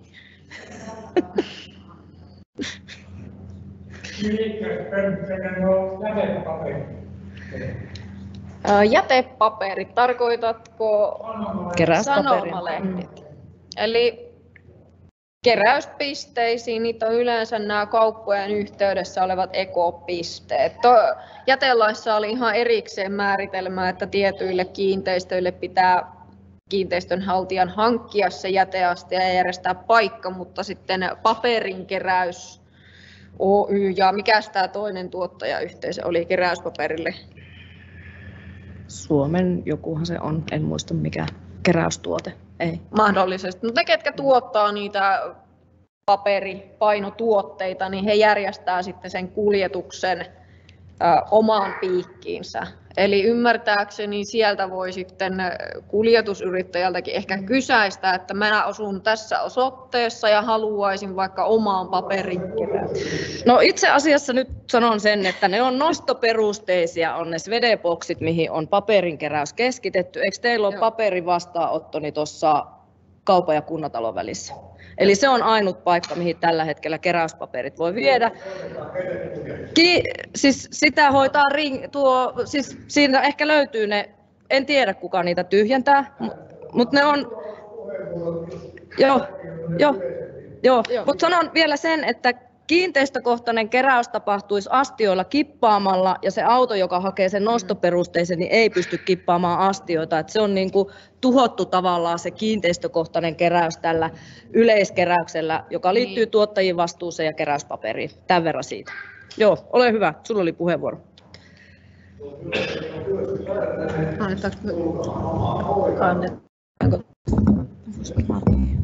Ootatko pienen hetken, niin saadaan nämä. Nyt mä toivon, että mä en hajota tätä. Mä en saa tätä irti. Mutta mä en tiedä, kuuluuko se tuonne striimin välityksellä ollenkaan. Oi, kiitos. Kuuluuko nyt varmasti? Joka tapauksessa ensimmäinen asia, mikä haluan tuoda esille, että minä olen kovin hyvilläni siitä, että tämmöinen tilaisuus on järjestetty. Sanon kuitenkin vihdoinkin. Tämä olisi pitänyt olla jo ajat sitten. Minun katsontakantani on pienen kerrostaloksi määritellyn yhteisön taholta. Ja omalta mättäältäni, joka ei ole kovin korkea, se ei ole jätehuoltoinsinöörin tasoa ensinkään. Mulla on mielessä ollut tässä jo pitkään oikeastaan 3 asiaa. Semmoinen yleisnäkemys, mikä on tullut tänä vuonna nimenomaan näistä jätehuoltojärjestelyistä. Ja on pari esitystä ihan konkreettista, mitä haluaisin tässä kertoa. Ensinnä tämä tämä yleinen näkemys, miltä se on näyttänyt minun mättäällä ja tämmöisen pienen yhteisön puolelta,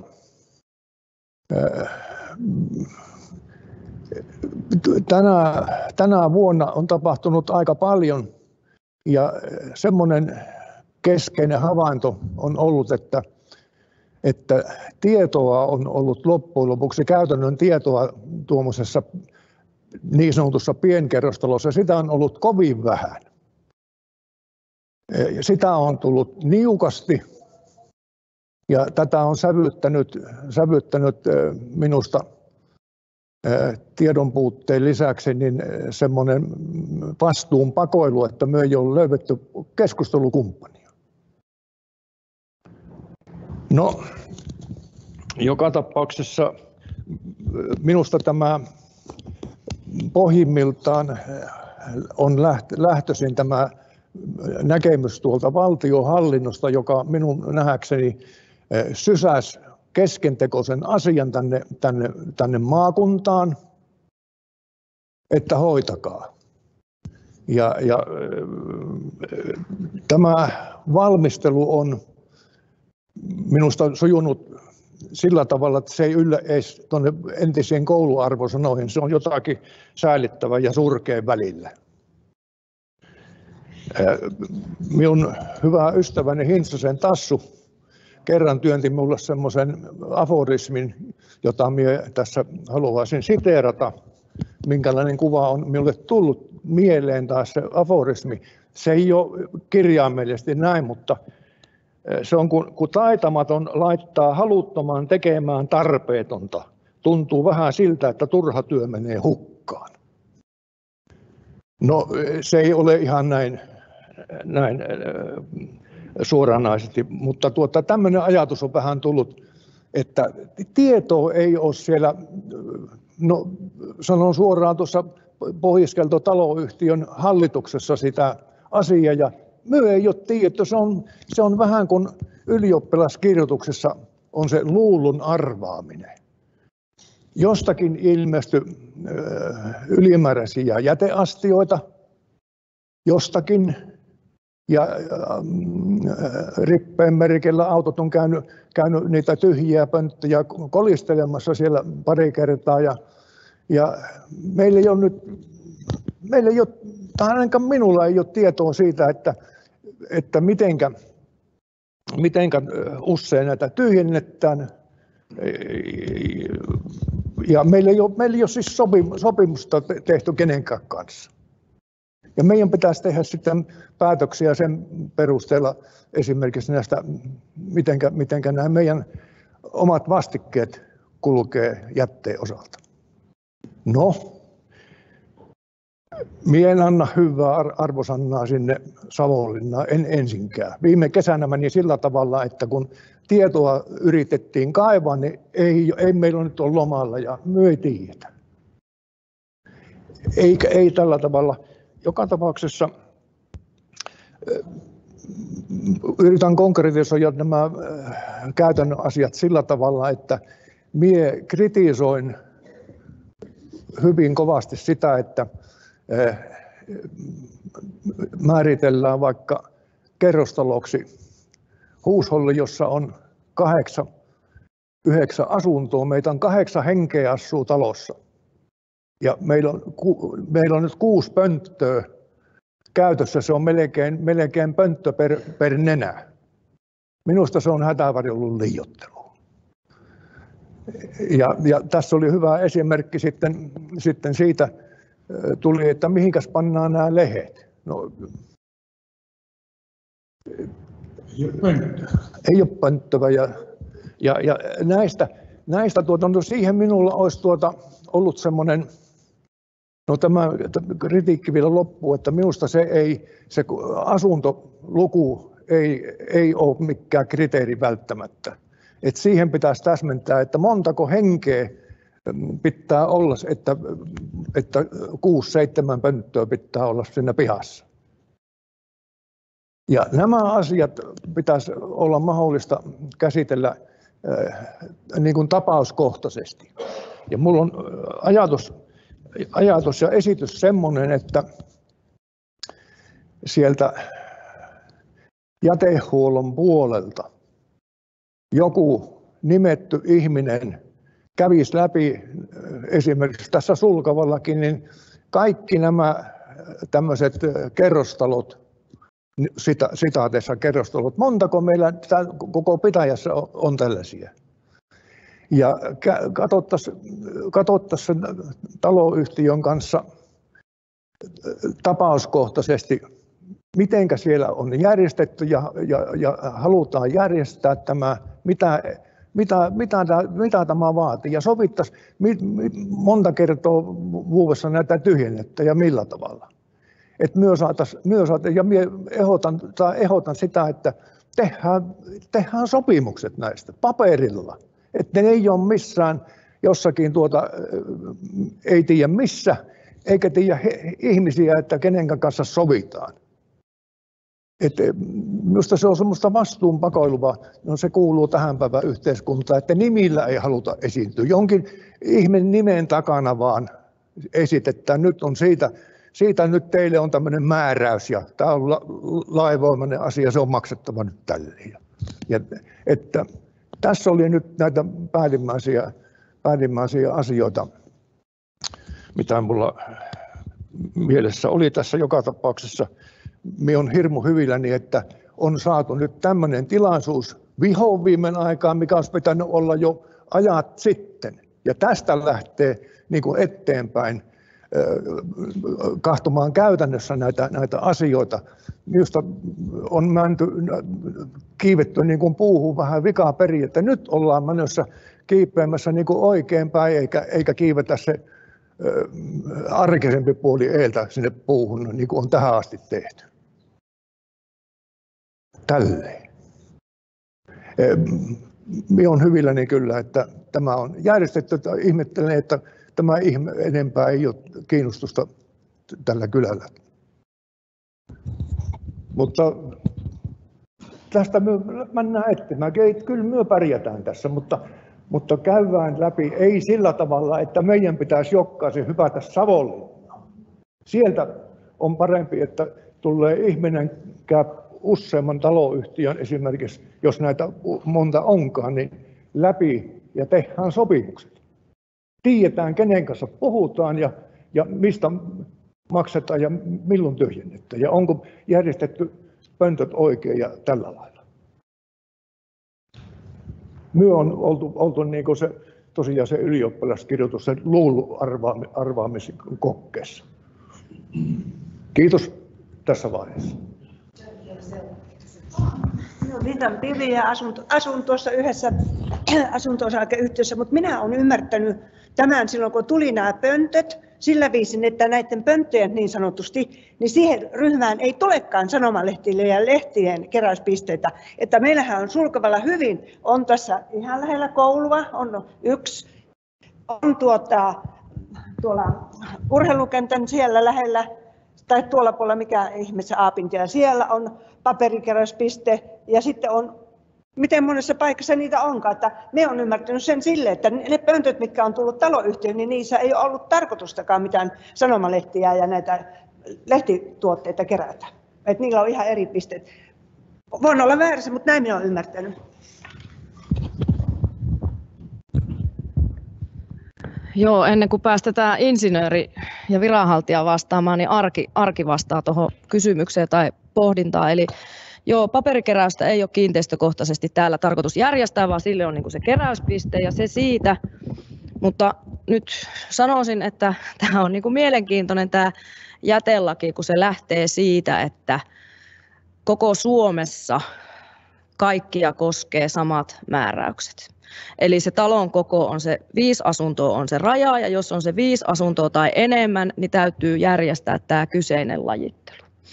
Ja ei puhuta hengestä, kun puhutaan vain asunnoista. Joo, mutta siis sitten jos niin mennään siihen arkeen, että erityisesti EU-taso haluaa, että EU:ssa me pysymme hengissä ja meillä on puhdas ympäristö elää ja terveet ihmiset ja meillä säilyy myöskin niin kuin ilmasto jossain kuosissa, niin Suomihan on ottanut nämä tosi tiukaksi niin kuin tavoitteeksi, että näin mennään.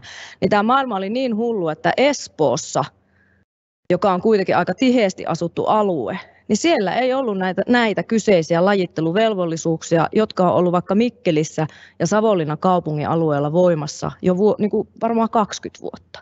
Niin Espoossa ei tarvinnut lajitella. Eli ympäristöministeriöstä katsottuna niin teiltä vietiin kaikki oikeudet ja teidät on pakotettu tähän järjestelmään, koska kunta vastaa siitä kotitaloudessa syntyvästä jätteestä ja kunnan vastuulla on se, että se hoidetaan asianmukaisesti ja kunta on antanut sen palvelutehtävän sinne kunnalliselle jäteyhtiölle, joka hoitaa sen ilman sopimuksia, ilman kysymyksiä. Tämä on niin kuin se arki. Ja nyt vaan se, että taloyhtiössä pitää olla itse aktiivinen. 16 viikkoa on harvin mahdollinen tyhjennysväli noille pakkauksille. Biojätteet harvimmalle mahdolliselle tyhjennysvälille. Ja sekajätettä ei tarvitse tuskin ollenkaan tyhjentää, jos kaikki lajitellaan. Käytännössä on mahdollisuus siihen, että se järjestelmä on jopa tosi edullinen ja hyödyllinen, kun saa lajitella. Mutta se vaatii isännöitsijän aktiivisuuden tai jonkun taloyhtiöihmisen aktiivisuuden, joka hoitaa sen kuntoon. Kaikki on järjesteltävissä. No Rippeen asiakaspalvelun kanssa. Jos ei, niin sitten Pirkon kautta. Anteeksi, kun menin lupaamaan. Niin, sieltä tuli nyt sitten minun puolestani lupaus, mutta tosiaan nuo keräysvelvollisuudet, että tai millä kiinteistöllä täytyy olla ne jäteastiat, niin se tulee sieltä jätelaista ja jäteasetuksesta. Siinä on sitten tietty mahdollisuus jätehuoltoviranomaisella eli lautakunnalla katsoa sitten näitä, että mitä poikkeuksia mahdollisesti tehdään. Mutta ne on sitten jätelaissa tiukasti määritelty, että sen pitää olla kustannustehotonta ja teknisesti mahdotonta käytännössä. Mutta se, että ne on sitten, jos poiketaan, niin sen pitää olla tosi selkeä ja äärettömän hyvin perusteltu, jos puhutaan isommasta alueesta, joka määritellään valtakunnallisesti taajamaksi. Sulkava on virallisesti taajama. Rakennus- ja ympäristölautakunta voi tästä esittää eriävän mielipiteensä, mutta esittäkää se sitten niin kuin virallista tietä, että tämä ei ole taajama, täällä ei tarvitse näitä asetuksen tai lain erilliskeräysvelvoitteita silloin tehdä. Yksittäistapauksissa niin se on mahdollista se poikkeaminen, mutta se vaatii sitten sen kiinteistön omistajan, eli tässä tapauksessa vaikkapa taloyhtiön hallituksen tai isännöitsijän aktivoitumista, että on yhteydessä ja esittää ne perustelut, että saataisiin se maks 5 vuoden poikkeus. Siinäkin on, että se ei voi olla kuin 5 vuotta se poikkeaminen maksimissaan. Miten kävisi tämä talokohtainen läpikäynti esimerkiksi sulkava? Montako taloyhtiötä täällä omistaa tämmöinen velvoite? Minä velvoitteita vastaan, vaan se miten käytännössä tehdään? Joo, eli käytännössähän nämä on just siellä kunnallisella yhtiöllä annettu palvelutehtävänä. Jätehuoltoviranomainen ei pysty niihin suuremmin vaikuttamaan, että miten yhtiö hoitaa sitä kuntien heille määräämää palvelutehtävää. Mä oon saanut tiedon, että yhtiö on käynyt läpi nämä taloyhtiöt, niiden huoneistomäärät, asukasmääristä en tiedä. Niin, heidän olisi varmasti pitänyt enemmän ja tarkemmin katsoa ja ehkä vähän pidempään valmistella asiaa. Tämä on kaikki sitä, mitä minä että meillä ei ole tietoa edes siitä. Ettekä ole ensimmäinen, joka näin sanoo, eli tämä tiedotus on ollut ehkä vähän liian yleisellä tasolla jossain verkossa. En osaa edes itse sanoa, että kuinka monelle tulee ilmaisjakeluna Itä-Savo ja sen välissä kerran vuodessa roskapostilehti. Minulle ei tule. Nyt jos on tämmöisiä kohteita, että on vähän voiko niistä käyttää pienempiä säilökokoja? Voi. Minimi taisi olla 140 litraa. Ja kyllähän se niin kuin tulee sitten sitä kautta, että se jäteastia on tietyn kokoinen, sille sopiva tyhjennysväli, mutta niistä on oltava sinne rippeeseen yhteydessä. Sekajäteastian osalta sitten yksityiseen palveluntarjoajaan, joka Sulkavalla on RL Palvelut Oy. Nina ei varmaan henkilökohtaista numeroa kuitenkaan anna. Kyllä siihenkin aina välillä soitellaan. Kyllä minä kaikille vastaan. No niin, siinä lupaus siis hänen puolelleen. Mutta se on fakta, että olisi ehkä pitänyt vähän paremmin valmistella nämä asiat ja selvittää sit sieltä kiinteistökohtaisesti. Sen tiedän, että isännöitsijöille olen itse lähettänyt ehkä 2021 kirjeen, että yhtiö tulee olemaan tarkemmin yhteydessä niistä kiinteistön omista tarpeista. Mutta se ei ole varmaan ollut vielä silloin Sulkava mukana meidän jätelautakunnassa, niin se ei ole varmaan meiltä ainakaan Sulkavan taloyhtiöille lähtenyt. Tämäkin on vähän tämmöinen hankalaa, että kun se tuossa viime vuoden loppuun asti, niin Rippeihän keräsi muun muassa kompostointitietoja ja aika paljon hoiti niitä asioita, niin ei ole ihan varmuutta, että mitkä kaikki viestit sitten on tullut sieltä yhtiön puolelta ja mitä on jäänyt lähettämättä. Mä en tiedä siis näistä. Eikö voisi tehdä silleen, kun teillä on tämmöinen joustava kunta, missä lähes kaikki on mahdollista, noudataan lakeja, mutta aina voi sieltä löytää mahdollisuuksia, niin voisiko joku sopiva henkilö ottaa vastuulle, että tekee kunnanhallitukselle semmoisen aloitteen, että kunnanhallitus ottaa yhteyttä siihen Rippeeseen, että saadaan niin kuin nämä oikeat tasot keskenään keskustelemaan näistä asioista, koska kunta on sen palvelun tilaaja, niin he tekisivät sellaisen esityksen sinne yhtiöön, että kun Sulkavalla nyt sattuu olemaan yksi oikea kerrostalo ja muutama kerrostalomainen talo, niin tarkasteltaisiin nämä asiat ja tehtäisiin tämä niin kuin siitä näkökulmasta asia kuntoon ja kohtuulliseksi, koska näissä yhtiöissä on sen verran vähän asukkaita, niin saataisiin tämä asia pois päiväjärjestyksestä. Organisaatio ei pysty tekemään sitä. Ei. Joo, ei pysty kumpikaan tekemään sitä itsenäisesti. Se on edelleen se Rippeen asiakaspalvelu, mutta tälleen se varmaan hoitus, vai mitä Kaisa? Vai mitä Kaisa? Hoitusko? Juho, Kaisa, hoitusko silleen? Ei ole keskusteluyhteyttä. Hyvä. Kun te olette kuitenkin palvelutilaaja, niin tehän voitte vaatia palvelua. Sopimuskumppania, kenen kanssa me puhutaan näistä asioista? No, sekajätteen osalta voidaan keskustella kaikki ja kaikkien muiden osalta se Rippee. Se asiakaspalvelu on se paikka, jossa on teidän tiiot. Siellä näkyy teidän taloyhtiön osoite. Siellä Rippee. Eli Rippee järjestää. Te olette Rippeen asiakas ja siihen ei tarvita sopimusta, kun laki säätää näin, että työ ootte se. Niin. No, hinta on määritelty jätetaksassa. Tämän vuoden jätetaksanhan hyväksyy Sulkavan kunnan hallitus, jos oikein muistan. Ja se on voimassa niin kauan ennen kuin uusi taksa hyväksytään sitten jätelautakunnan toimesta. Kyllä.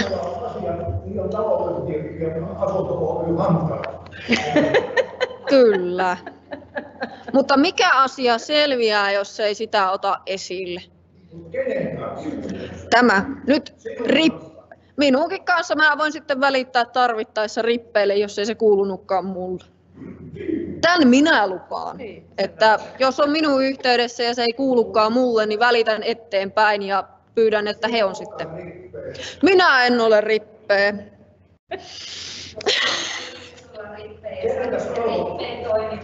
Kyllä. Kyllä. Eli no, vielä kertauksena täällä ajaa sekajätettä RL-palvelut ja meillä on suora asiakkuus teidän kanssa sekajätteen osalta. Kiitos siitä.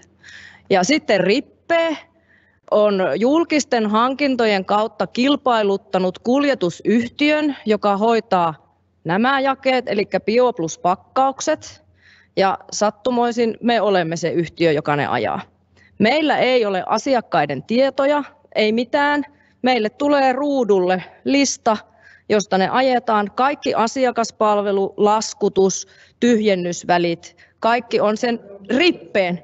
No Rippeen on ne määritellyt, mutta ne tulee sieltä Rippeestä. Niin, mutta sieltä ne löytyy. Mekään ei tiedetä niitä, kun me ei nähdä niitä. Ja me ei laskuteta myöskään niitä, vaan se lasku tulee rippeeltä. Kyllä, RL-palvelut laskuttaa sitten rippeeltä nämä urakat, mutta siihen teidän ei tarvitse puuttua.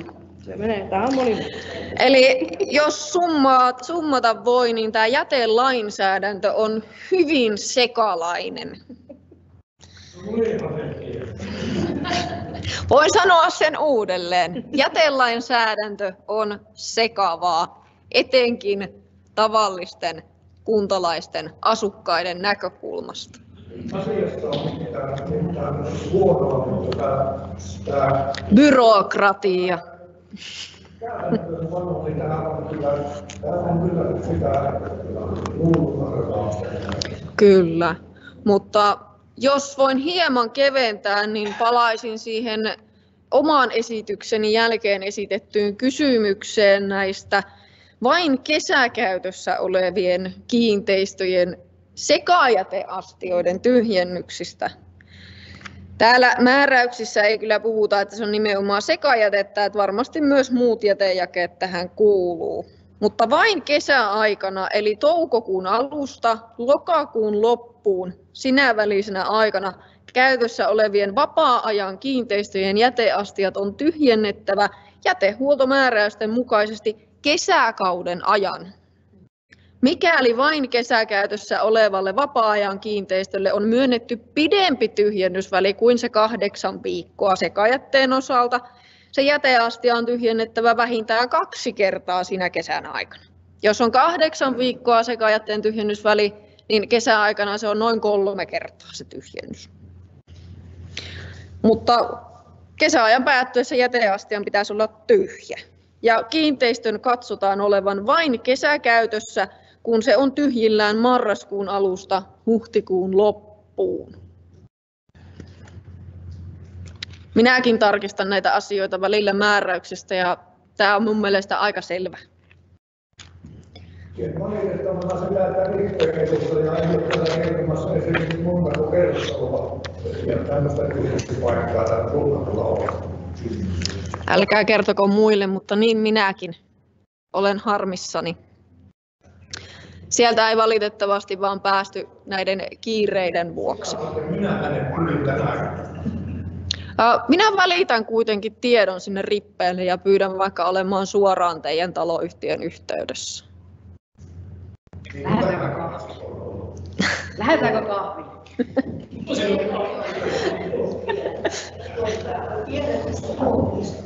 Onko teillä tietoa, että mihin sen muovijäte toimitetaan pestäväksi, siis niille paikkakunnille?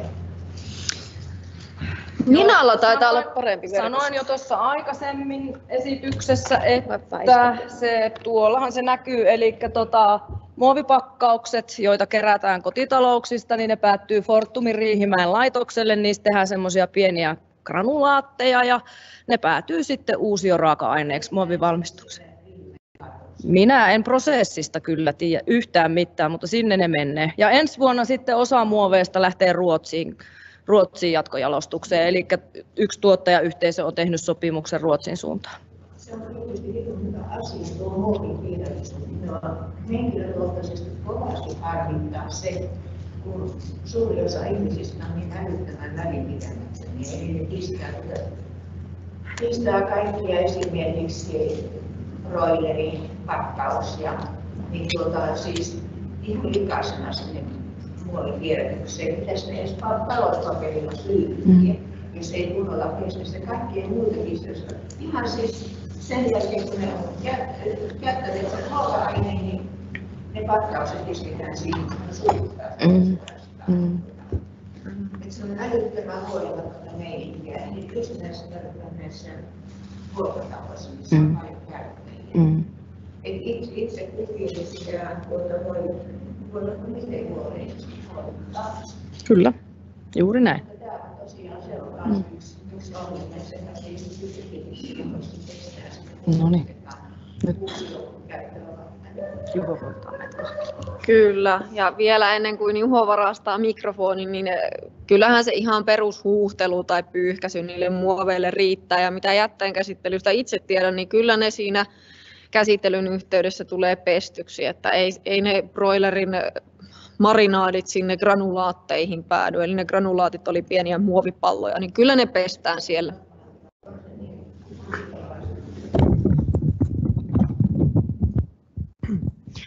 No niin, kiitoksia oikein paljon. Meillä on ollut todella hyvä keskustelu ja kiinnostava aihe tänään ja